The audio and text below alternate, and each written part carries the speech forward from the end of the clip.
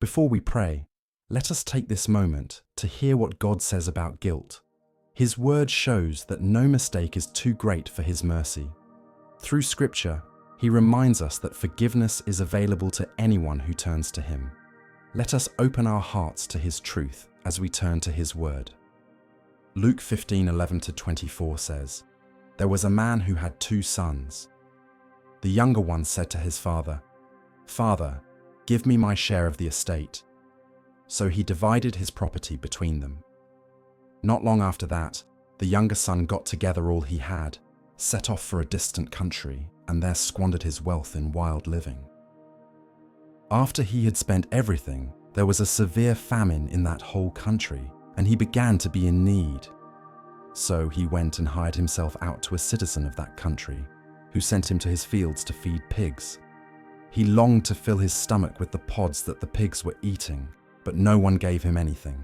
When he came to his senses, he said, 'How many of my father's hired servants have food to spare, and here I am starving to death?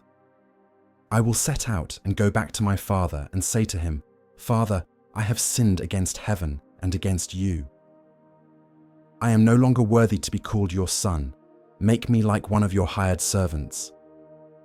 So he got up and went to his father. But while he was still a long way off, his father saw him and was filled with compassion for him. He ran to his son, threw his arms around him, and kissed him. The son said to him, 'Father, I have sinned against heaven and against you. I am no longer worthy to be called your son.' But the father said to his servants, 'Quick, bring the best robe and put it on him.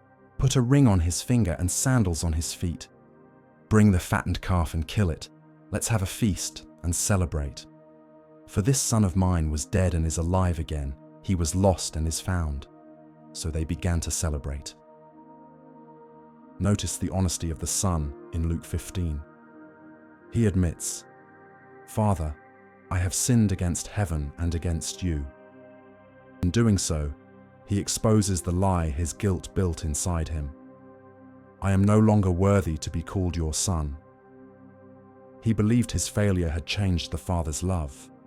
His shame convinced him that distance was the only proper response. His guilt told him he belonged outside the family. It's like Jesus is showing us how the human heart works. When we fail, we often expect rejection rather than grace. We assume our sin has pushed us too far for God to welcome us again. But the Father corrects that belief the moment He runs to His Son. He replaces guilt with forgiveness. He restores dignity instead of demanding punishment, because grace is proof of His love. Jesus gives us a strong assurance in John 6:37, "Whoever comes to me, I will never drive away." Your feelings may say you should stay distant, but Jesus says you are always welcome to come to Him. He confronts the lie that you must clean yourself up before returning to God. He does not reject the one who seeks Him with a repentant heart. He receives those who feel unworthy, weighed down, or ashamed. Because His acceptance is built on His grace and not on your performance, guilt no longer has the power to keep you far from His presence. When Jesus tells the story of the son returning home, He shows that God does not expose guilt to condemn us, but to lead us back into His grace.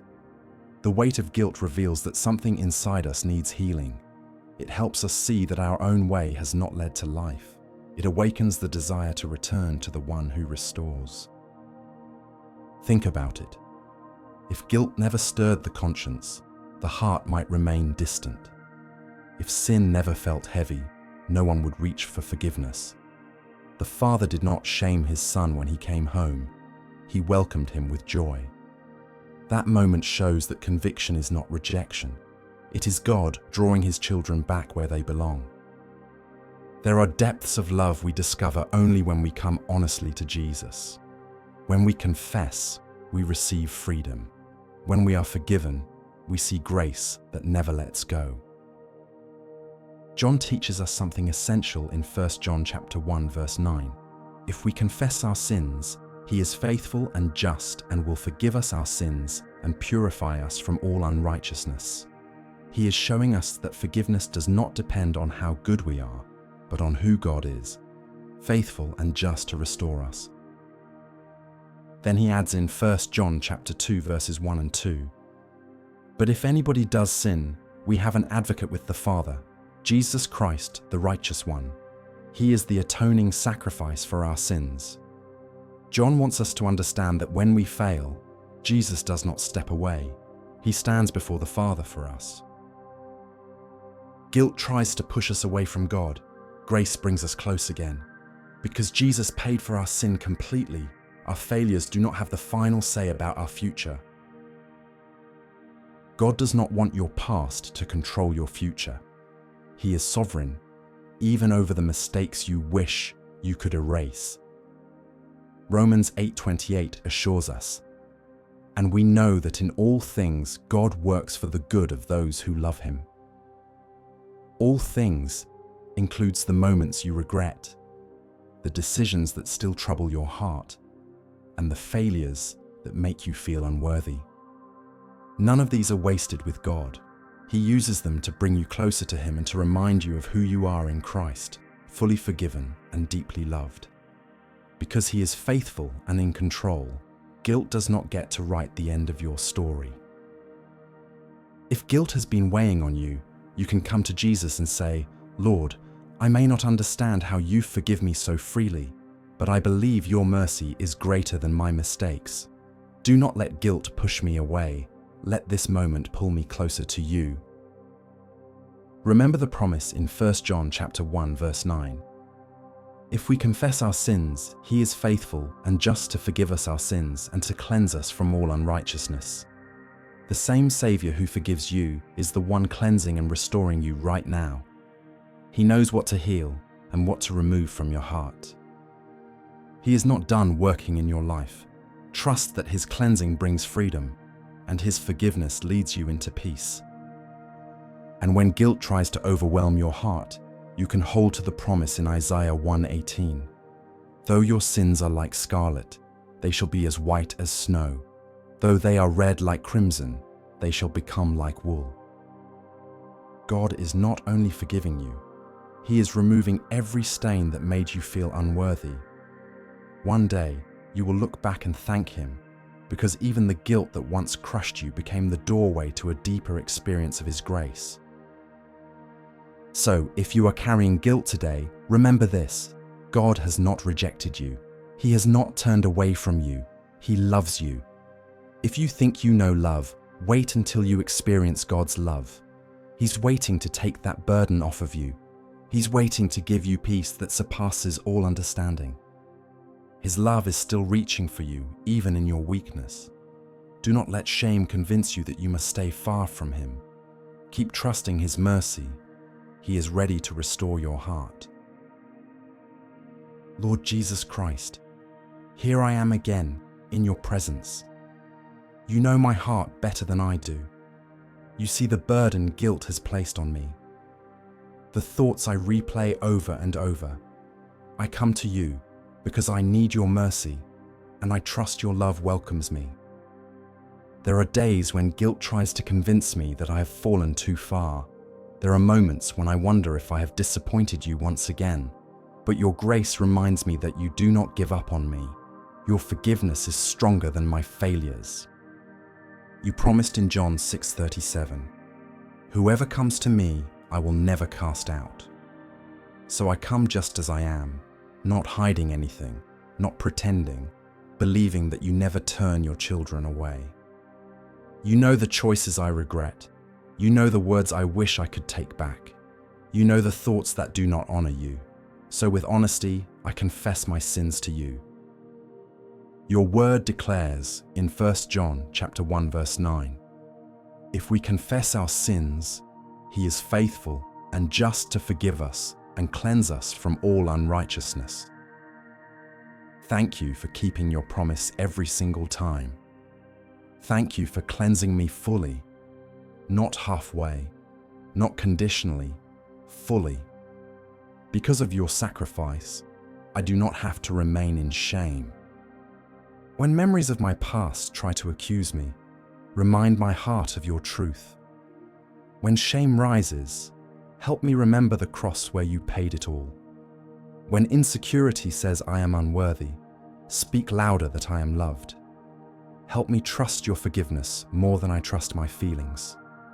I admit that without you I fall easily. I need your strength to overcome temptation. I need your wisdom to choose what is right. I need your presence to stay on the path that honors you. Your word in 1 John chapter 2 verses 1 and 2 says, "We have an advocate with the Father, Jesus Christ the righteous."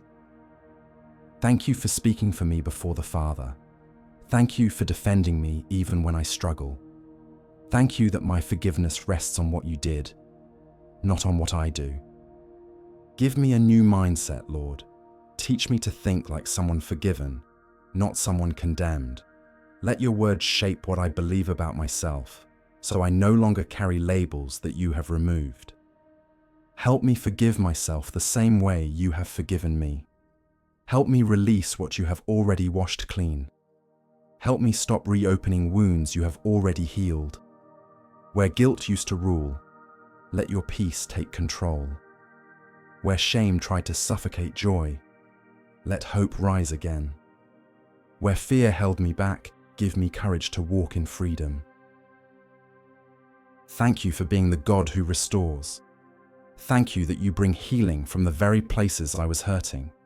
You turn failure into growth. You turn guilt into testimony. You turn brokenness into new beginnings. You are still working in me, and I believe that what you started, you will finish. You are transforming my heart every day, patiently, faithfully, lovingly. Remind me to keep walking by faith. When doubts appear, steady my thoughts. When the enemy tries to shame me, shield my mind with your truth. When I feel like running, draw me close again, just like the Father ran to his returning Son.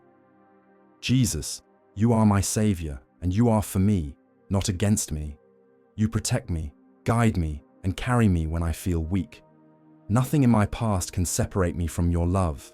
Not failure, not regret, not fear, nothing at all. Today, I lay every guilty thought at your feet. I refuse to let my past define my identity. I am forgiven. I am redeemed. I am yours, fully and forever. Thank you, Lord Jesus, for loving me as I heal, for your patience when I stumble, for hearing this prayer and giving me a new beginning. I pray all of this in your powerful and precious name. In Jesus' name, amen. If this message reminded you of God's forgiveness, keep walking in that freedom today. And if you feel comfortable, share something God has already done in your life. Your testimony might lift someone else's spirit. Thank you for being here, and may the peace of Christ guide your heart today and always.